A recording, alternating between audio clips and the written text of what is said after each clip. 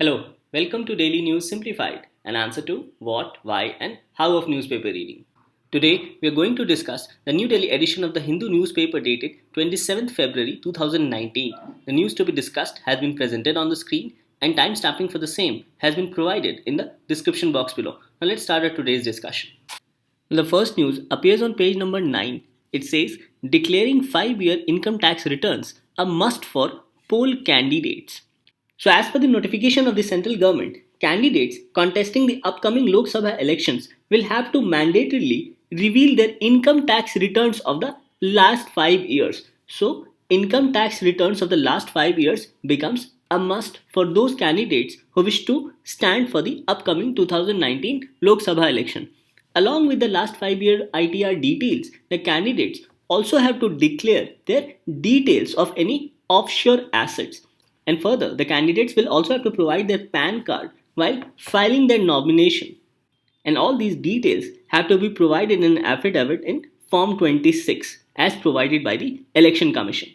Further, the candidates also have to provide last 5 years of income tax returns of their spouse, of the members of Hindu undivided family, as well as their dependents. Now, this topic in your prelims examination forms part of Indian Polity and Governance, and in your mains gets covered under GS paper 2. So effectively, a candidate fighting an election is required to file an affidavit called Form 26 along with nomination that furnishes details with respect to their assets, liabilities, educational qualifications, as well as any criminal records. Now, this notification of Ministry of Law and Justice in consultation with the Election Commission has been made for the upcoming general election of 2019. As per the notification of the Ministry of Law and Justice, offshore assets refers to details of all deposits or investments in foreign banks and any other body or institutions abroad, as well as details of all assets and liabilities in foreign countries. So, a candidate wishing to contest upcoming Lok Sabha 2019 elections has to declare not only their last 5 years of income tax returns but also declare their offshore assets, including that of their spouses, families, their dependents, and also of their Hindu undivided family. Now, in the backdrop of this particular notification, it becomes important to know what was the earlier position with respect to declaration of offshore assets. It says that details of foreign assets were not submitted earlier, as a candidate had only to declare the last IT return for themselves, their spouse, as well as the dependents in Form 26. Now, with respect to providing PAN card, which has now become compulsory, it was noted that in earlier Form 26, candidates were expected to provide their permanent account number along with their spouse as well as dependents. However, it was noticed that most of the people skipped this particular column and did not provide PAN card neither of themselves nor of their spouse or dependent. So, considering all these details, providing PAN cards of the person as well as the spouse and dependents has now become compulsory. So, the notification clearly says that it is mandatory to mention PAN card, and in case there is no PAN card, it should be clearly stated that the PAN card has yet not been allotted by the authorities. Now, another interesting aspect to note is that some of these changes has also been made after meeting with the Central Board of Direct Taxes. Now, since 2013, the Income Tax Department has been verifying the assets declared by the candidates. However, the verification reports were not being made public. So, in a meeting with the CBDT, the Election Commission urged the CBDT to make public the income verification report of candidates.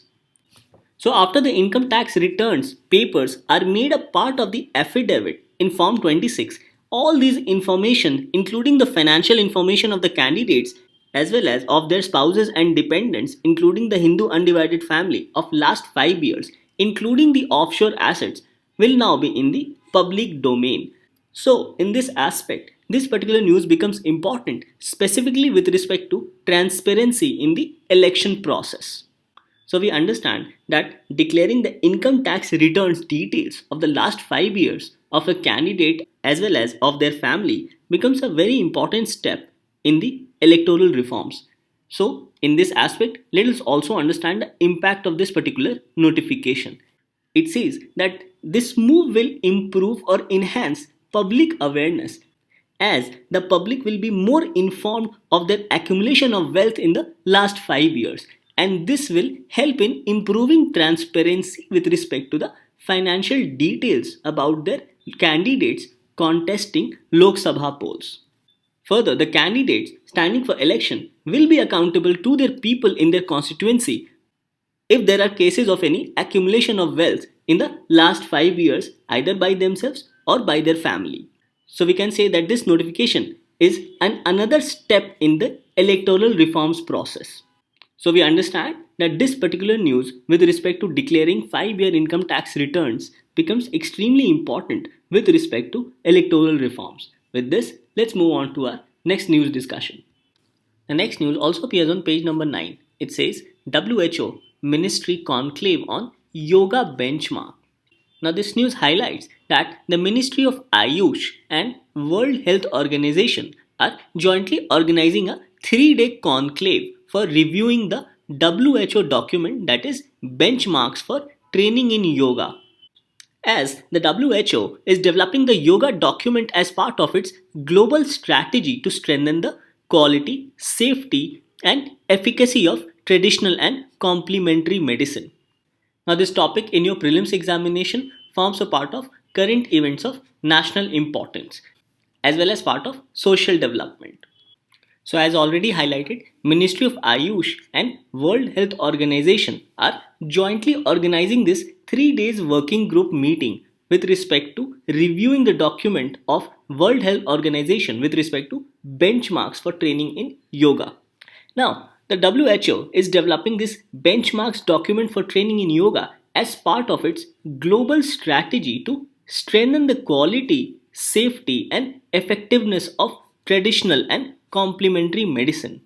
Now, on this note, it becomes important to understand first of all about traditional as well as complementary medicine. As you can see, it says that the WHO Traditional Medicine Strategy of 2014-23 was developed and launched in response to the World Health Assembly resolution on traditional medicine. Now, as per WHO, traditional medicine has a long history and can be said to be the sum total of the knowledge, skills, and practices based on the theories, beliefs, and experiences which are indigenous to different cultures. And such theories, beliefs, and experiences are used in the maintenance of health as well as in the prevention, diagnosis, improvement, or treatment of physical and mental illness. So we see that traditional medicine has a long cultural history with respect to theories, beliefs, and experiences which are indigenous to various cultures across the world. And these helps in prevention, diagnosis, and improvement or treatment of physical as well as mental illness. Further, the term complementary medicine or alternative medicine refers to a broad set of healthcare practices which are not part of that country's own tradition or conventional medicine and are also not fully integrated into the dominant healthcare system. Whereas these complementary medicines are used interchangeably with traditional medicine in some countries.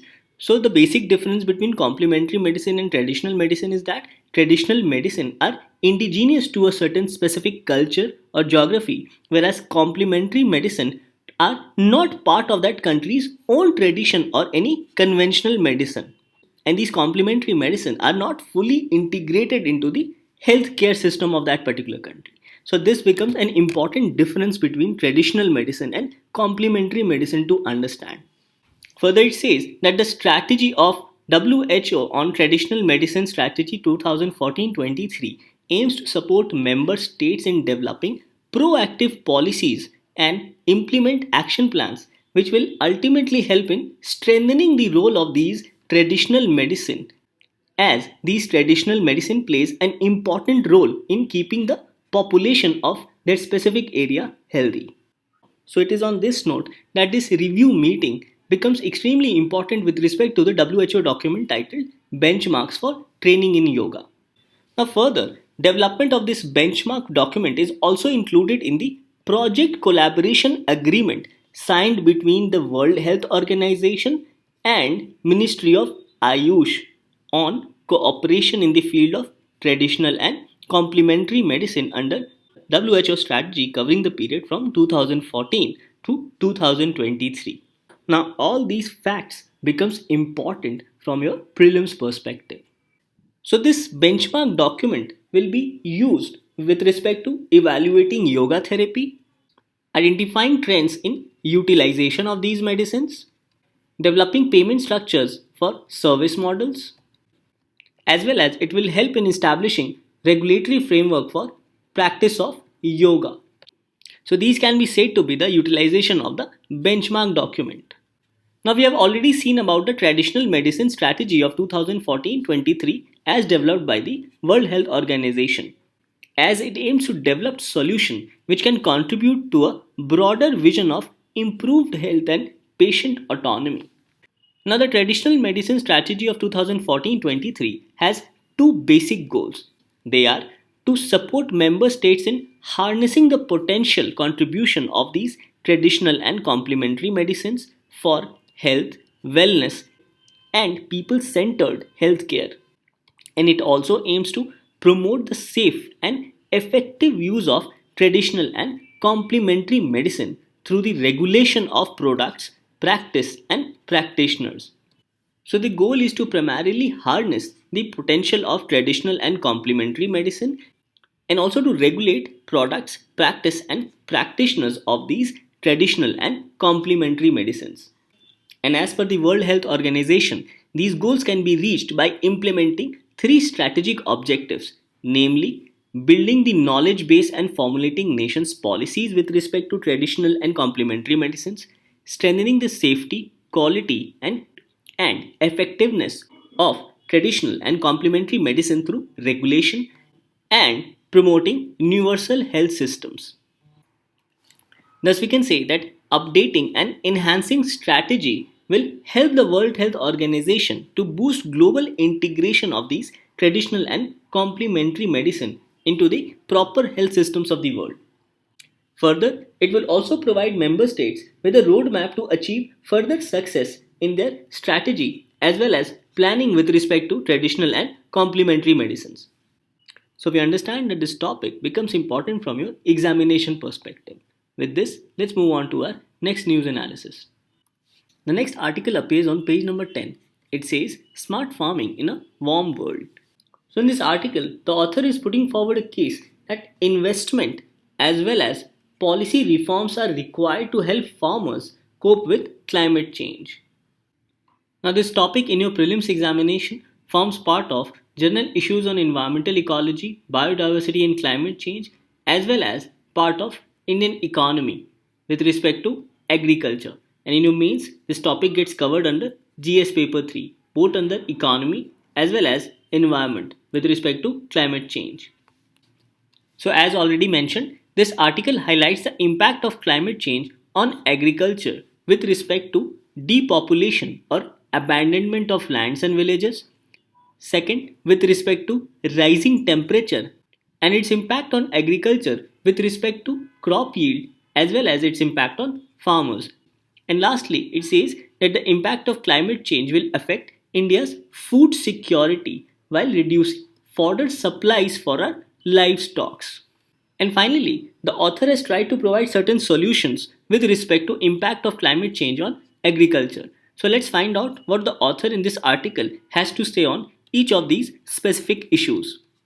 Now in this the author highlights that due to climate change, areas like Bundelkhand, which you can see in this map, is in the surrounding areas of Madhya Pradesh and certain parts of Uttar Pradesh, are now dealing with dry conditions.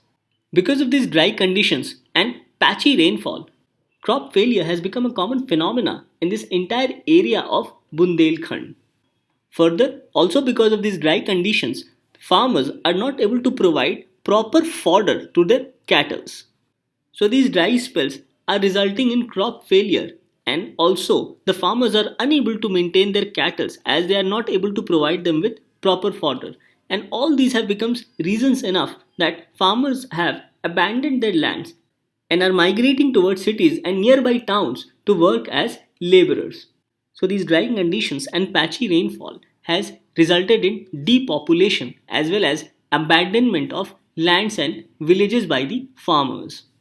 Now, the second point highlighted by the author is that India is extremely vulnerable to the rising temperatures. And this has not only impacted Indian agriculture but has also reduced farmers' income. The article says that though India has been blessed with the phenomena of monsoon, but it is still ranked 14th on the Global Climate Risk Index of 2019. Now, from your prelims perspective, it becomes important to know about Global Climate Risk Index of 2019. Further, rising temperature in India has led to some form of land degradation, and this has effectively resulted in decline in household income for farmers and has also led to rise in household poverty due to droughts. Further, 67% of the area is under rain-fed agriculture, and hence there is more dependency on normal monsoon. Since India is dependent on normal monsoon, so any variation in weather pattern results in heavy losses with respect to crop yield as well as with respect to farmers' income.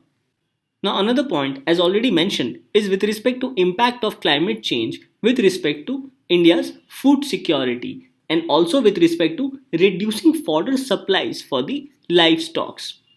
So again, this becomes a very important concern with respect to India's food security as well as reduction of fodder supplies for livestock in India. Now in this article, we have already discussed about this Global Climate Risk Index. The Global Climate Risk Index of 2019 analyzes to what extent countries and regions have been affected by impacts of weather related loss events including storms, floods, heat waves, etc. And the most recent data available for this climate risk index was for 2017. So, in this index, data from 1998 to 2017 were taken into account while releasing this particular index.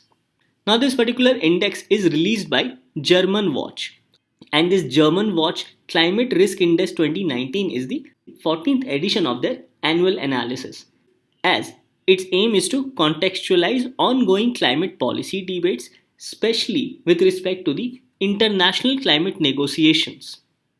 Another important aspect highlighted in this report is that Puerto Rico, Sri Lanka, and Dominica were at top of the list of the most affected countries in 2017. The author in this article has also provided for certain solutions to cope up with impact of climate change on Indian agriculture. So the first and foremost the author highlights about promoting conservation farming as well as dryland agriculture. Now conservation farming is also referred as conservation agriculture at times. So it says that conservation farming or conservation agriculture is a set of soil management practices which helps in minimizing the disruption of soil structure, composition, and natural biodiversity. So basically, conservation agriculture is a sort of soil management practices which helps in minimizing disruption of soil with respect to its structure, composition, as well as biodiversity. It further mentions that despite high variability in types of crops which are grown, all forms of conservation agriculture share three core principles, namely maintenance of permanent or semi-permanent soil cover, which is done either using a previous crop residue or specially growing a cover crop for this particular purpose. The second principle includes minimum soil disturbance through tillage. And third, regular crop rotations to help combat the various biotic constraints. So these are some of the important aspects with respect to conservation agriculture. Now, dryland agriculture refers to cultivation of crops entirely under natural rainfall without any irrigation facility. So, these dryland agriculture is practiced in dryland areas which have erratic rainfall and no assured irrigation facility. So, dryland areas can be categorized as such areas which receive an annual rainfall of 750 mm or less, and there is no irrigation facility for raising crops. Dryland agriculture refers to scientific management of soil as well as crops under such dry lands without irrigation is called dryland agriculture. And dryland crops are such crops which are drought resistant and can complete their life cycle without irrigation in areas receiving annual rainfall less than 750 mm. So these are some of the important aspects with respect to dryland agriculture as well as conservation farming. So in this article, the author has suggested to promote not only conservation farming but also dryland agriculture. Further, the author has also suggested for providing timely rainfall forecast and timely weather-based warnings with respect to crops, pests, and epidemics in different seasons. The author has also suggested that India's agricultural research programs need to focus on dryland research and also on adopting drop-resistant seeds. Further, the author has also suggested to change planting dates of crops, especially with respect to wheat, in order to reduce the impact of climate change, as this can reduce damage up to 60 to 75% as per one estimate. Further, the author highlights that insurance coverage should be expanded to cover all crops in India. Further, the author mentions about subsidization of interest rate on farm loans with the help of government support as well as by expanding Rural Insurance Development Fund. And in this aspect, the author has suggested that the government scheme of providing basic income to farmers is a good step in this direction. Next, the author mentions about proper implementation of compensatory afforestation, which will also help in tackling air pollution by planting more trees. Further, the author has also suggested to restructure the Indian Forest Service in order to make it equivalent to the police as well as army in the environmental domain. So basically, the author wants to empower these officers serving in the Indian Forest Services with respect to any issue in the environmental domain. Further, the author highlights that the government should promote wildlife heritage towns which are adjacent to national parks and wildlife sanctuaries such as Savai Madhopur, Bharatpur, Chikmagalur as well as Jabalpur. And these wildlife heritage towns needs to be converted into green smart cities having upgraded waste cycling processes.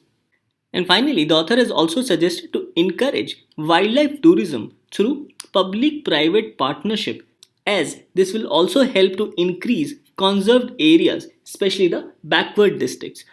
So, these are some of the suggestions as made by the author in order to combat climate change and its impact on Indian agriculture. Thus, this topic becomes extremely important from your prelims as well as from your mains perspective. With this, let's move on to our next news discussion. The next news appears on page number 15. It says fiscal deficit in January at 121.5% of full year target. Now, fiscal deficit refers to total revenue of the government minus total expenditures excluding borrowing. So, the fiscal deficit stood at rupees 7.7 lakh crore, which is equivalent to 121.5% of the budget estimates for the full year. And this deficit is highlighted of the period during April 2018 till January 2019. And this data has been released by the Controller General of Accounts. This Controller General of Accounts functions under the Ministry of Finance. So we understand that this news with respect to fiscal deficit becomes important from your economy perspective. Hence, in your prelims examination, this topic gets covered under economy, and in your mains, it gets covered under GS paper 3. Now, the central government in the interim budget had revised the fiscal deficit from 3.3% to 3.4% of GDP. However, the figure released by Controller General of Accounts with respect to fiscal deficit, which has touched 121.5% of GDP, does not take into account the interim dividend which the RBI is supposed to pay to the central government.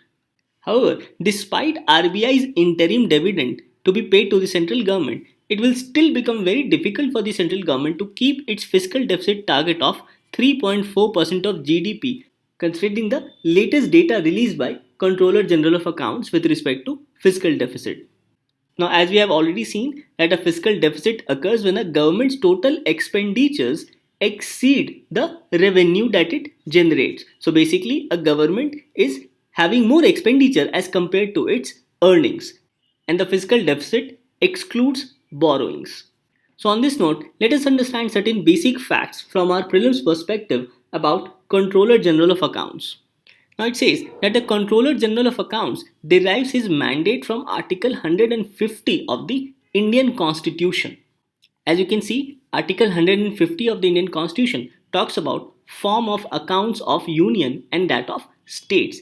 It says that the accounts of the union and that of the states shall be kept in such form as the President may, on the advice of Comptroller and Auditor General of India, prescribe. So the Controller General of Accounts derives his mandate from Article 150 of the Indian Constitution. Further, he is the principal advisor on accounting matters to the union government and, as already mentioned, comes under the Ministry of Finance.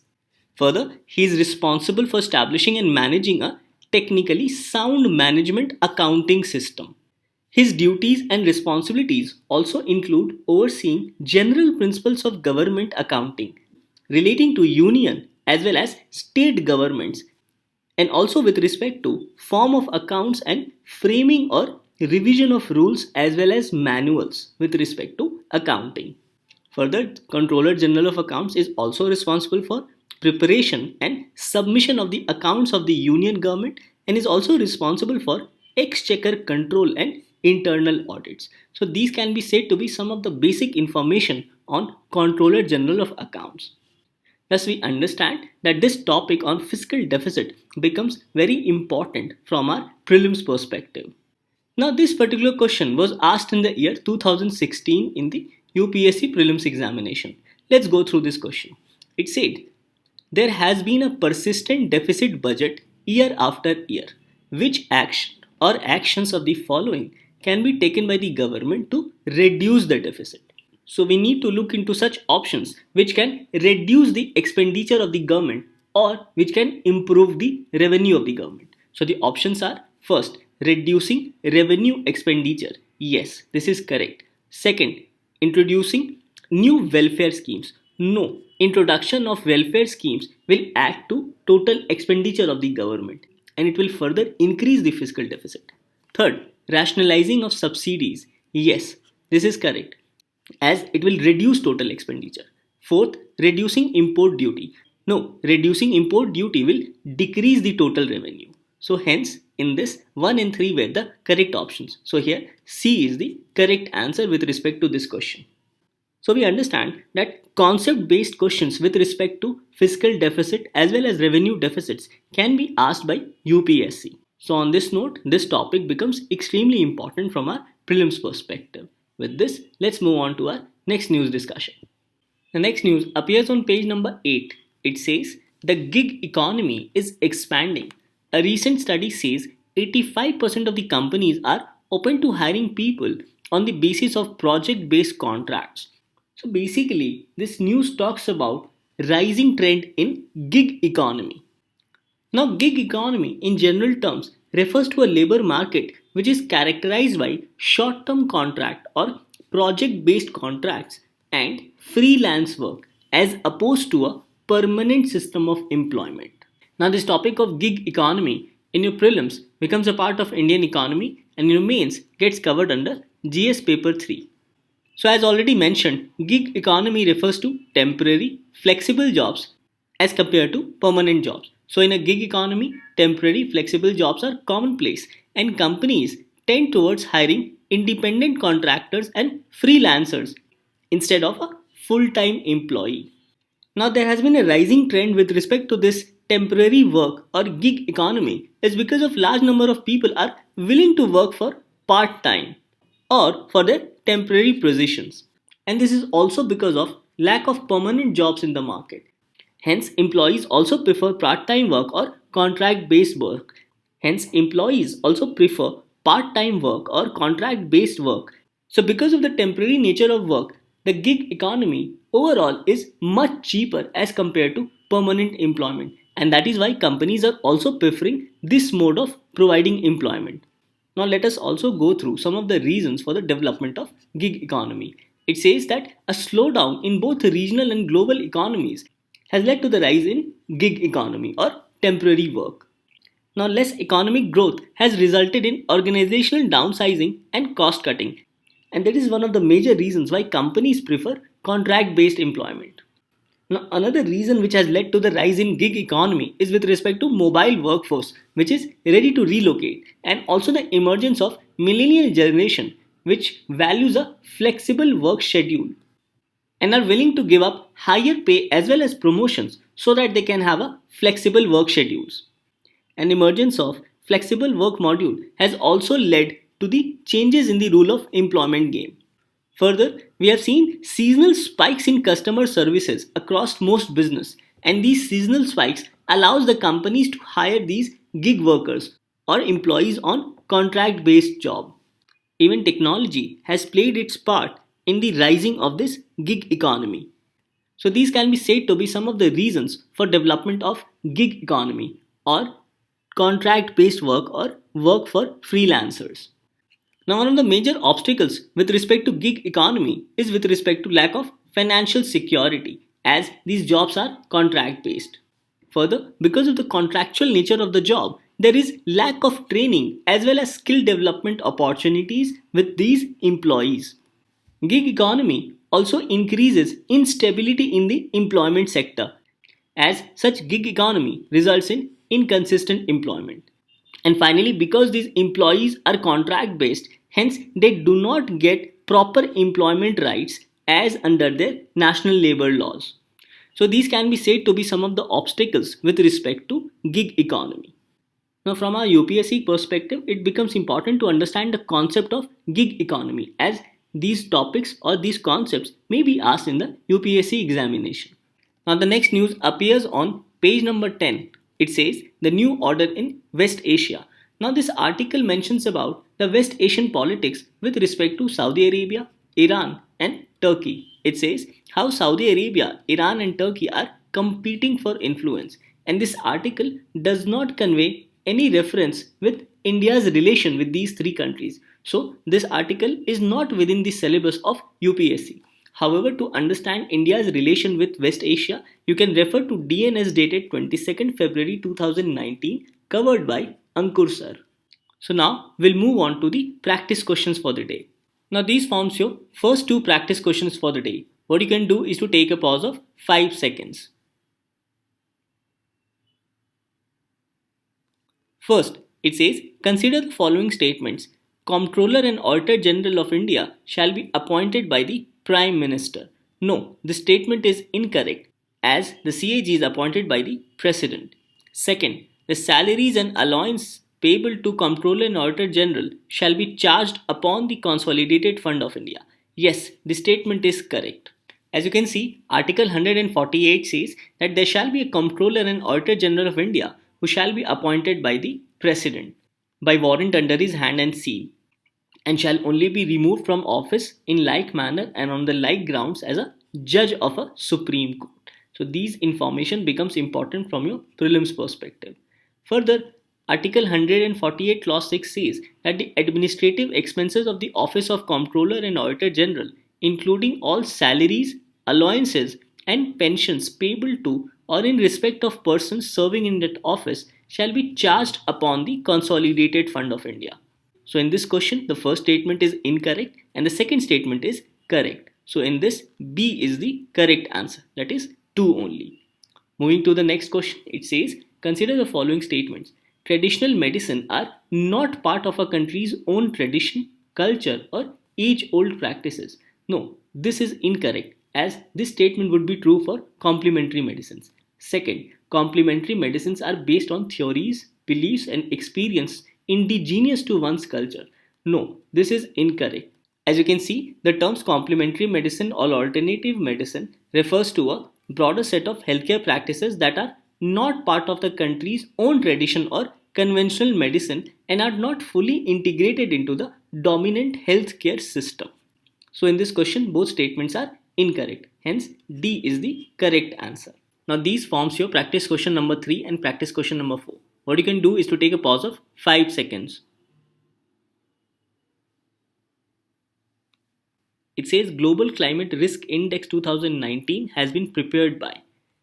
Options are World Health Organization, UNDP, UNFCCC, and German Watch. So in this we know that German Watch is the correct answer. Moving to practice question number 4, it says which of the following can be said to be the features of gig economy? First, labor market based on temporary work. Yes. Second, employees are hired on contractual basis. Yes. Third, there is lack of financial security. Yes. So in this question, all the three options are correct. Hence in this, D is the correct answer. With this, we come to an end to discussion of today's newspaper. Let's move on to the question for the day.